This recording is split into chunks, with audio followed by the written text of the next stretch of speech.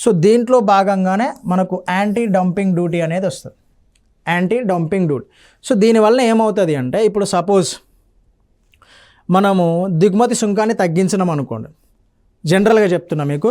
So plastic వస్తువు యొక్క దిగుమతి సుంకాన్ని, ప్లాస్టిక్ బొమ్మల యొక్క దిగుమతి సుంకాన్ని, ఇది ప్లాస్టిక్ అనుకోండి, ప్లాస్టిక్ బొమ్మల యొక్క దిగుమతి సుంకాన్ని తగ్గించడం. ప్లాస్టిక్ బొమ్మల యొక్క దిగుమతి సుంకాన్ని తగ్గిస్తే చైనా నుంచి ప్లాస్టిక్ వస్తువులన్నీ భారతదేశానికి వస్తూ ఉంటాయి. సో దానివల్ల ఏమవుతుందంటే భారతదేశంలో ఏవైతే పరిశ్రమలు ఉన్నాయో అవి వాటి ఉనికిని కోల్పోవాల్సిన పరిస్థితి తీసుకొస్తాయి.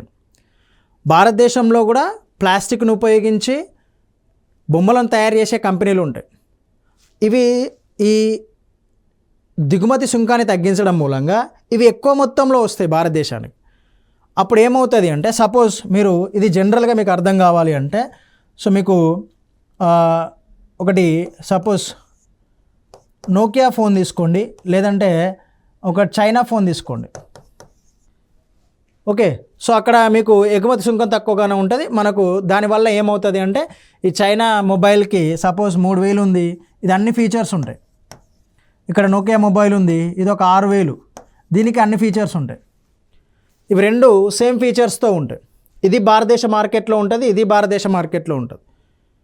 ఓకే, సో ఇక్కడ ఏమవుతుంది అంటే ఈ చైనా నుంచి వచ్చే వస్తువులన్నీ భారతదేశం దిగుమతి చేసుకున్నది అనుకోండి, ఇక్కడ నుంచి వచ్చే వస్తువులను కూడా దిగుమతి చేసుకున్నది.